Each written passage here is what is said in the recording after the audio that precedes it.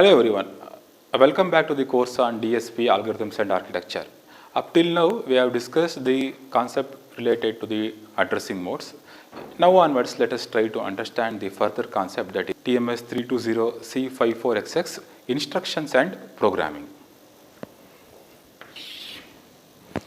In this section we will be dealing with respect to the instructions of the TMS processor, the instruction set, and after learning the instruction set, then we can go and write the programs with respect to instruction set and programs in this section.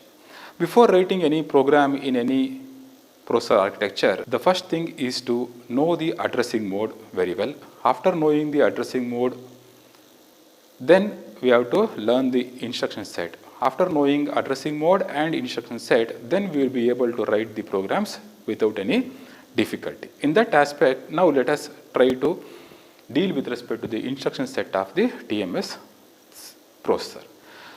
Like general purpose microprocessor, the TMS processor also provides a wide variety of instruction set. Okay? TMS processor supports the TMS processor supports a wide variety of instruction, and along with the instruction, this instruction set will be similar to the general purpose microprocessor instructions. The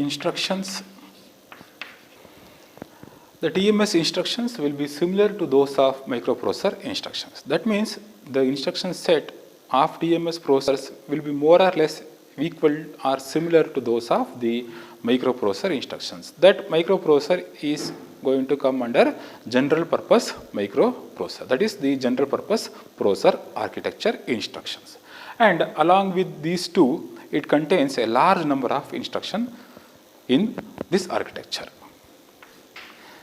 It contains large number of instructions, and the difference with respect to the microprocessor and the TMS processor is more or less similar, but with some light modifications associated in the instructions, and it contains a large number of instructions. If you have more number of instructions, then it is advantage with respect to the programming part. Then the flexibility will be introduced while programming. Then programming becomes easy with large number of instructions containing in the processor architecture. Apart from these 3 points, the TMS processor instruction set is specifically designed to calculate the intensive numerical calculations associated with signal processing calculations. The 4th point is the instructions which are containing in the TMS processor are specifically designed to carry out numerically intensive signal processing operations efficiently. We are interested to design the instructions that are pertaining to perform the operations associated with intensive signal processing operation. It is having the capacity or capability to perform numerically intensive signal processing operations. Keeping that in mind, we have the processor architecture is providing so much of instructions for the purpose of signal processing operations. With this, now let us try to summarize the instruction set of the TMS processor by considering only few instructions that we are going to deal in this module 3. So, by selecting few of the instructions we are going to discuss in this lecture. Okay? In this section, we will be summarizing the instructions which are going to contribute with respect to programming aspect.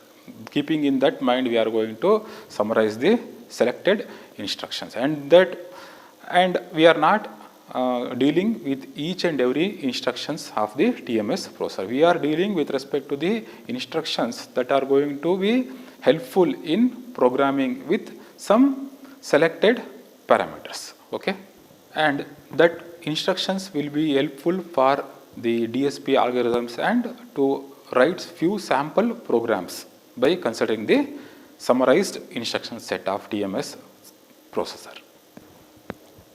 The TMS processor instructions can be categorized into the following category based on their functions. In that, let us first try to understand the first category, that is load and store operations.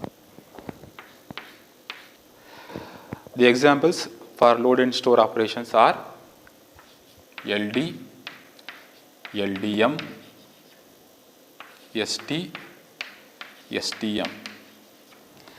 These two instructions we have already discussed while discussing the concept of addressing mode. One is with respect to the load data, the other one is with respect to load memory map register.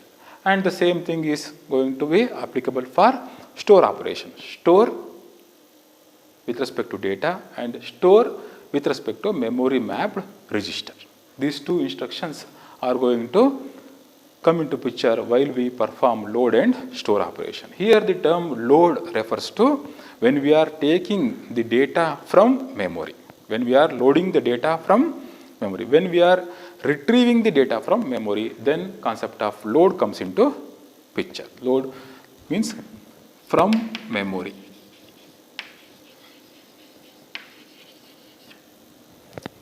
Then store means to memory. We are saving the data to memory. To memory. Once the memory acts as source and other time the memory acts as destination for the case of load and store operation. Next type of load and store instructions is MVDD and MVPD. Here MVDD stands for move data from data memory to data memory, and MVPD stands for move data from program memory to data memory.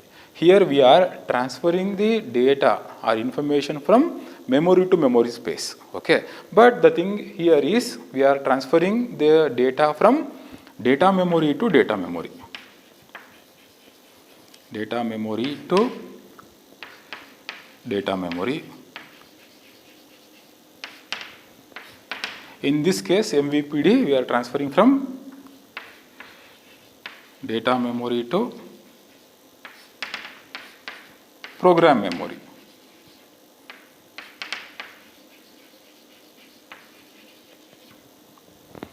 And apart from these instructions, we have another instruction, that is parallel load and store instruction. If you incorporate two vertical bars in between two instruction mnemonic, that indicates parallel operation. This indicates parallel load and store operation. This is one advantage with respect to the TMS processor instruction. That means here simultaneously we can load the data from memory and we can store the data to the memory. Simultaneously we are doing two operations in a single instruction. That means load and store are occurring at a time.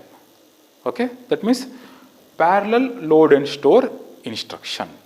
We have considered only few of the instructions such as load, store, move, parallel load and store. Apart from these, there are many instructions associated with load and store operations. But for the sake of writing the program in our curriculum, we are selected few of the instructions. And one more thing to note here is we have to monitor the status flag after the load and store operation. What is the status of the status flag with respect to load and store operation? That means status flag, effect on the status flag. None of the status flag will be affected. Why? The reason is we are just transferring the data from one place to another place. So there is no question of data manipulation. We are not doing any sort of data manipulation. That means either we are not doing addition, subtraction, or we are not considering with respect to any of the logical instructions. So thereby we can say that there is no question of effect of status flag. That means none of the flags will be affected. none of the flags are affected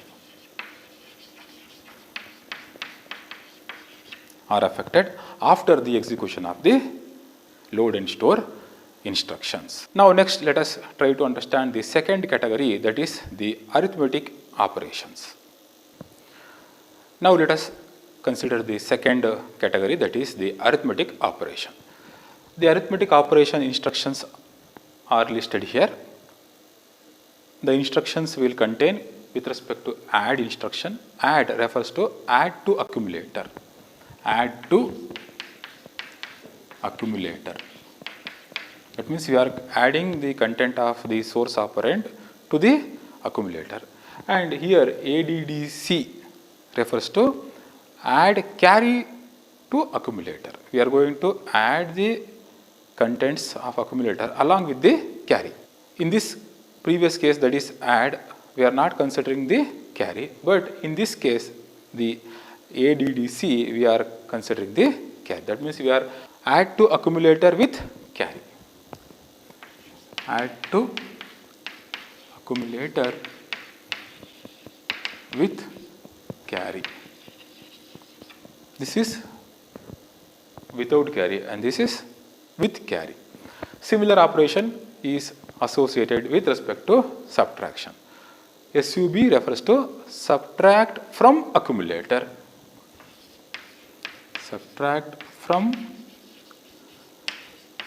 accumulator. Here in this case adding to accumulator. Here in this case we are subtracting from accumulator. Okay. For the purpose from comes into picture. And SUBB refers to subtract from accumulator with borrow.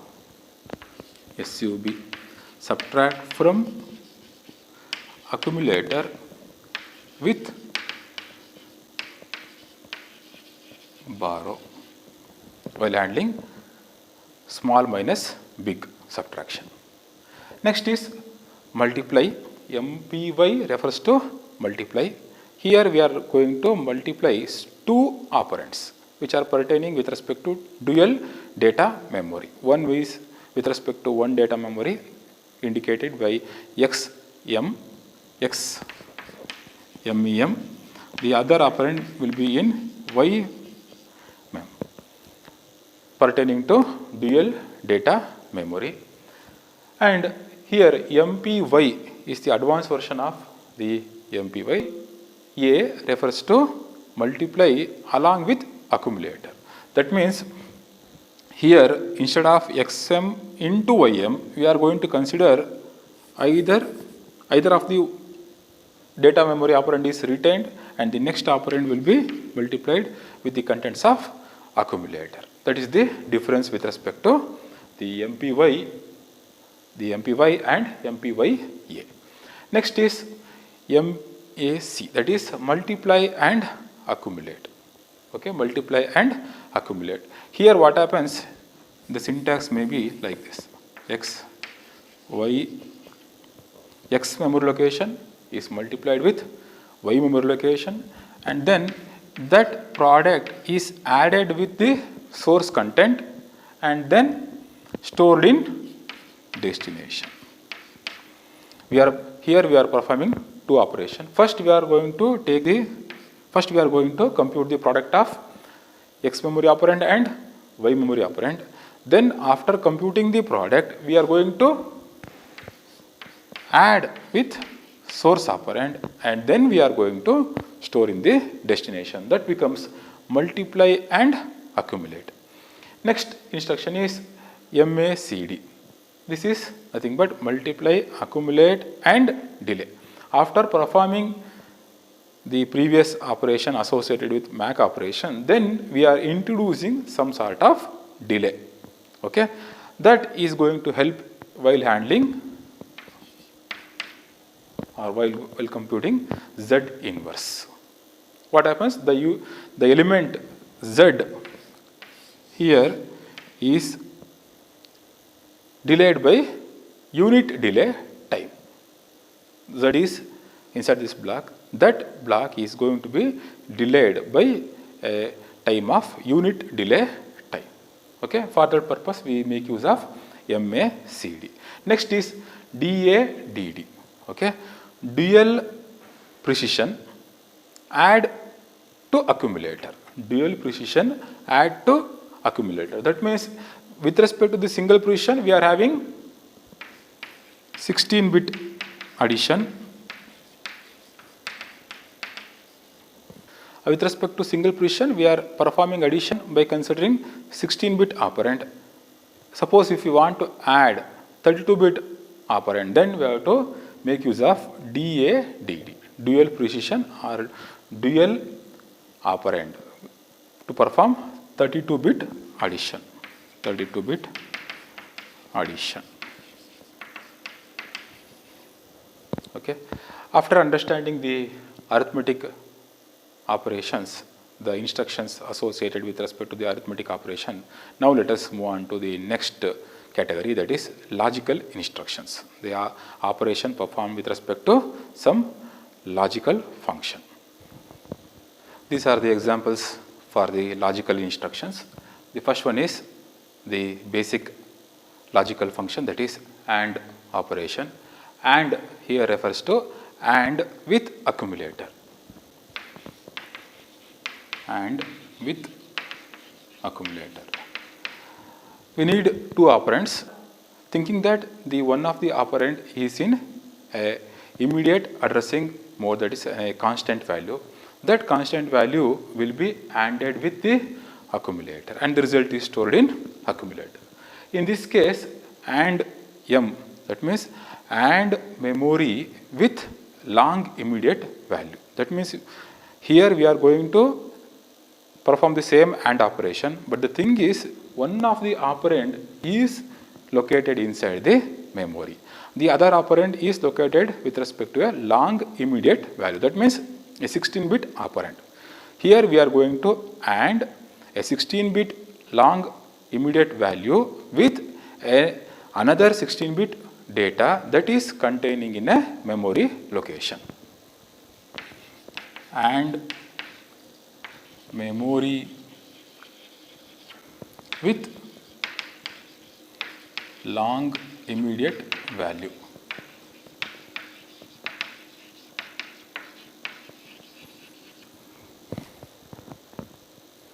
Here in the first case, AND, the one of the operand is an immediate value, the other operand is with respect to accumulator. Here the AND operation is performed by considering two operands. That is, one operand is residing in memory location, the other operand is a immediate value, that too a 16-bit value. 16-bit value.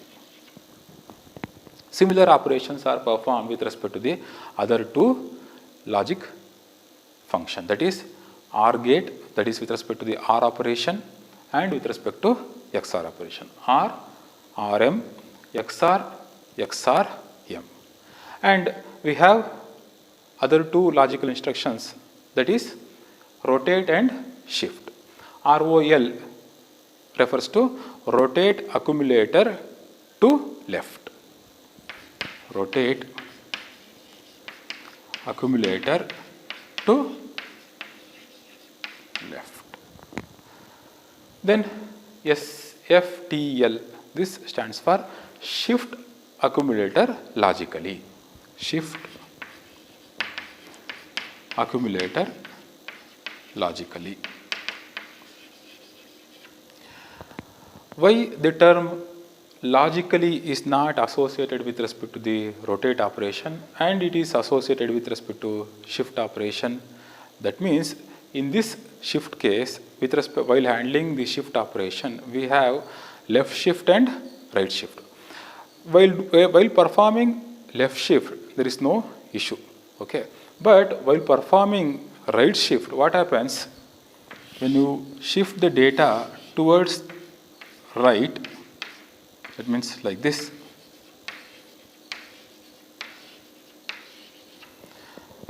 Here in MSB, we have a significant information that lies with respect to sign of the data.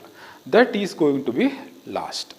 In order to retain the sign while handling signed operation, we have to perform the shift operation with respect to arithmetic shift operation, with respect to shift right arithmetic. That means what happens here?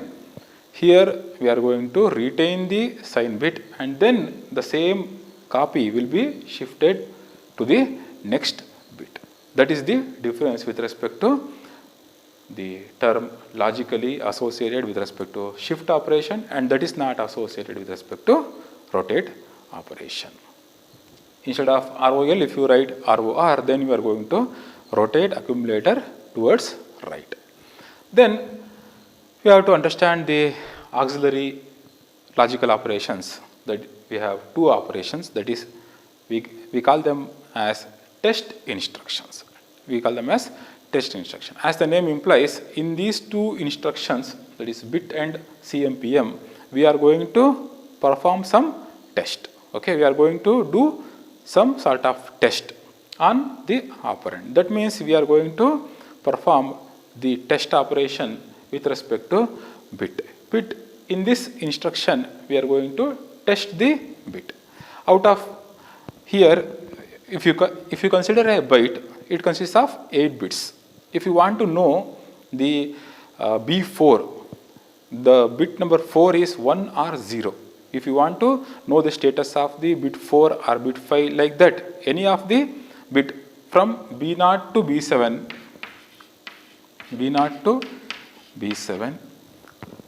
then you have to perform bit. That means test bit instruction, whether B7 is 1 or 0, whether B0 is 1 or 0. If you want to perform such type of operation, then we have to use this bit instruction. Next comes the compare instruction. Okay, compare memory CMPM. CMPM refers to compare memory with a long immediate value. That means here we are going to compare the contents of memory with a immediate value.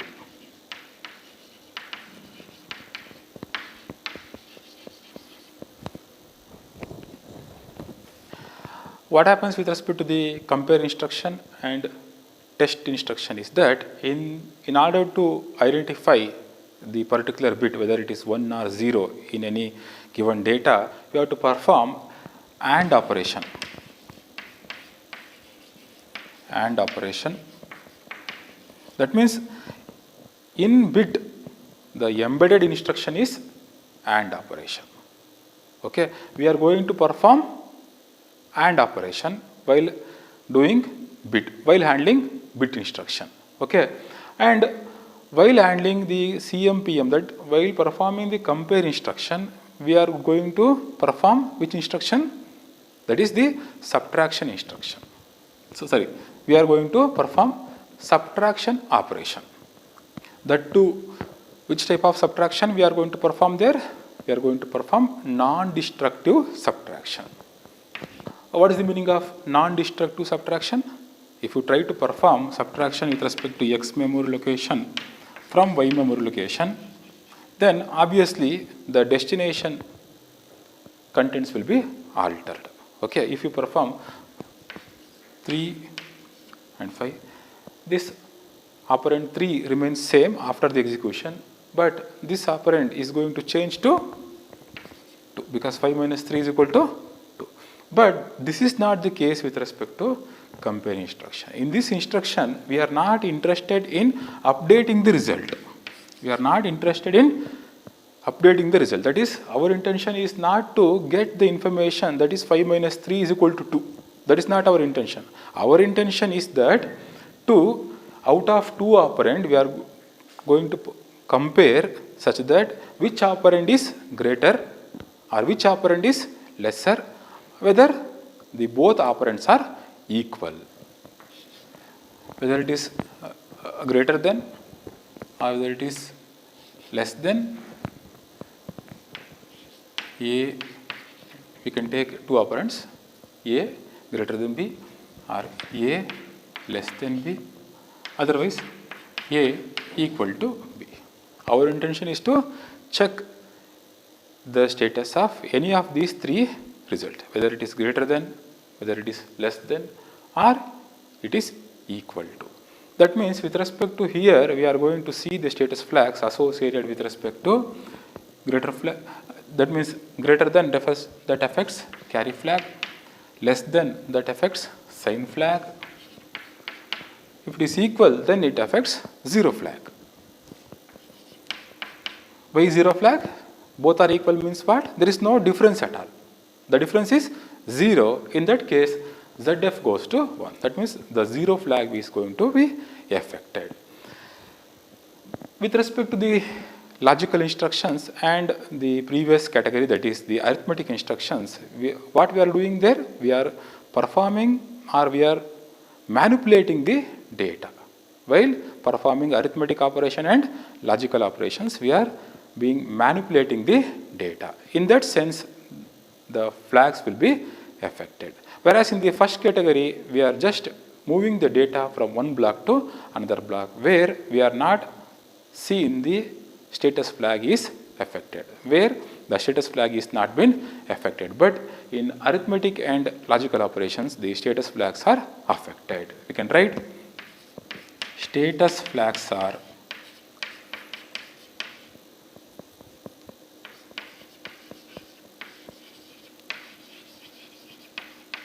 affected due to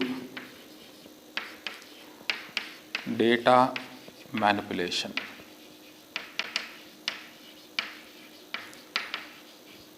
This is the note. Okay. Next, after understanding the arithmetic and logical operation instructions, now let us try to understand the program control instructions. Next is program control instructions. Pertaining to the program control operations, we have few instructions. In that, first one is BACC. B refers to branch. Okay. Here we are branching to the location specified by the accumulator. That is BACC. Branch to location specified by accumulator. We are branching the PC value to the location specified by the accumulator. That means what? Here the contents of accumulator is treated as the target address. Target address. From source address, we are branching to the target address. That target address is specified by the accumulator. There, to that address, we have to branch with respect to PC. Okay. Next is B. B denotes branch, but here after B we don't have any alphabets. Just B indicates that branch unconditionally. Branch unconditionally.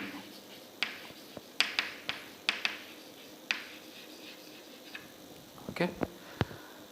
Here that means in the previous case, before going to branch to the specified address located by the accumulator, we are been branching from source address to target address with respect to some condition associated.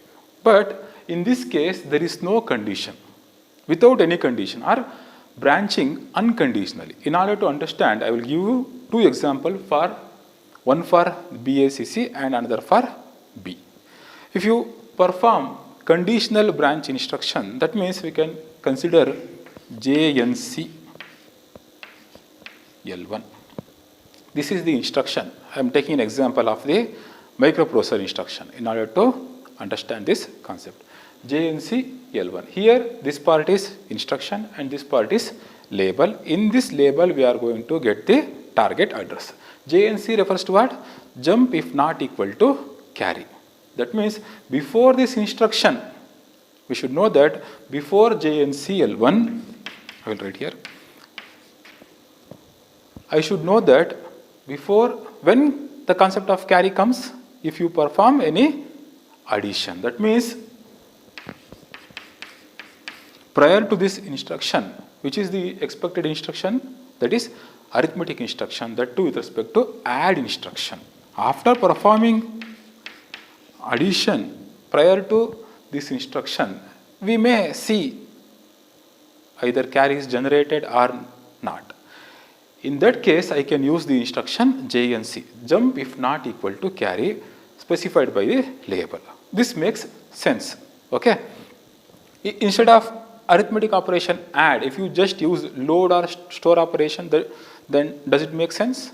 No, because there is no question of carry associated in loading or storing. After performing the add operation, if you encounter with carry, then we are going to branch to the target address. With respect to condition, what is the condition? Check the condition, that is whether carry is generated or not. On that condition, you are going to branch to the location specified by the accumulator. The location, the label is L1, but the target address is given by the accumulator for this case in order to understand BACC. Now let us consider the second case, that is B. What happens here? Branch unconditionally. In this case,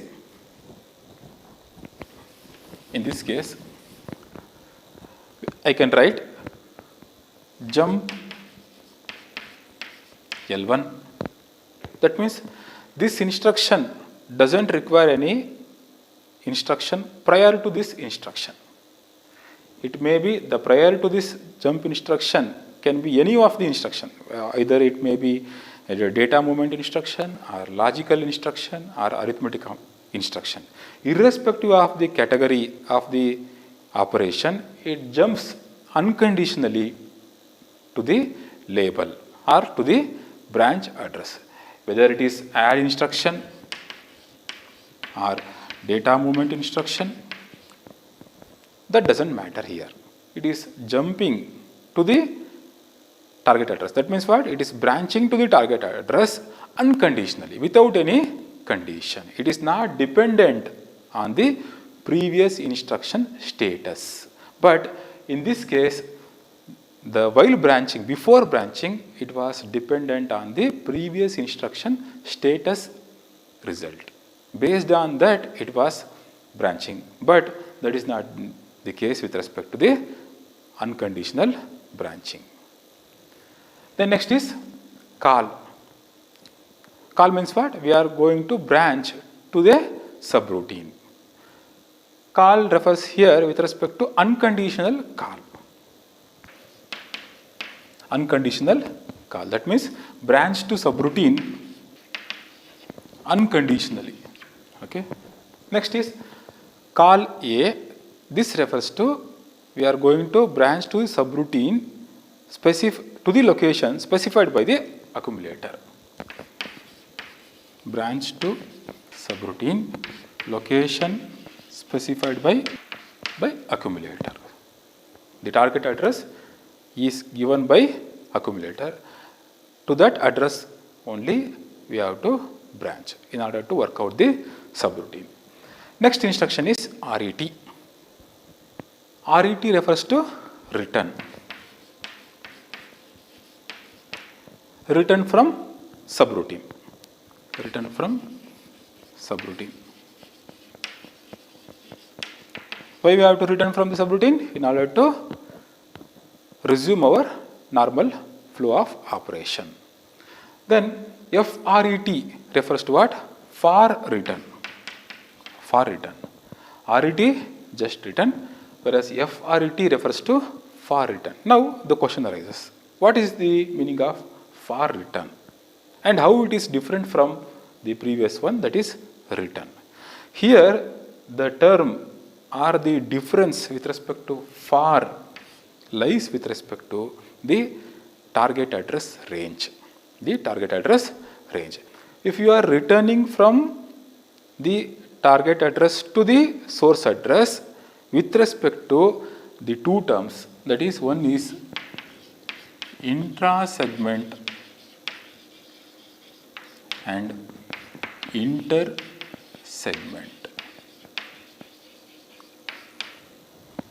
Okay. When you perform, when the address range, the target address range, for example, I will consider our microprocessor concept here. Let us have the segmentation concept. We have the memory segmentation concept that we have learned in microprocessor. Let us assume we have data segment 1 and data segment 2. Okay, each of 64 KB. Okay.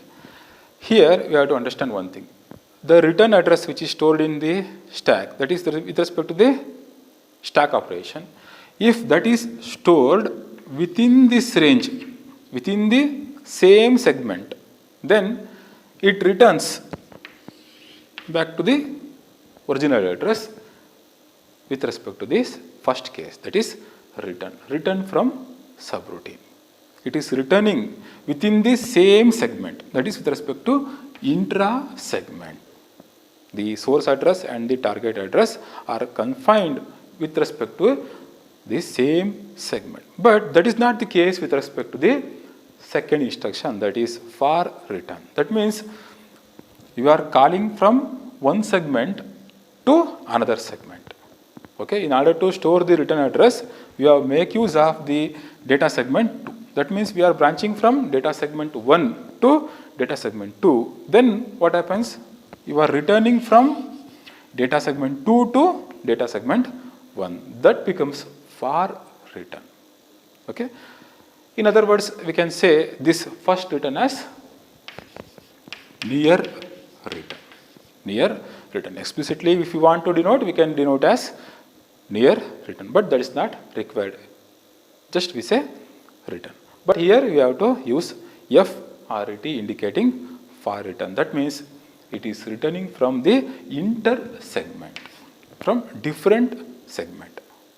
The target address is associated with respect to the inter segment target address. Then the concept of for return will be coming into picture. Okay.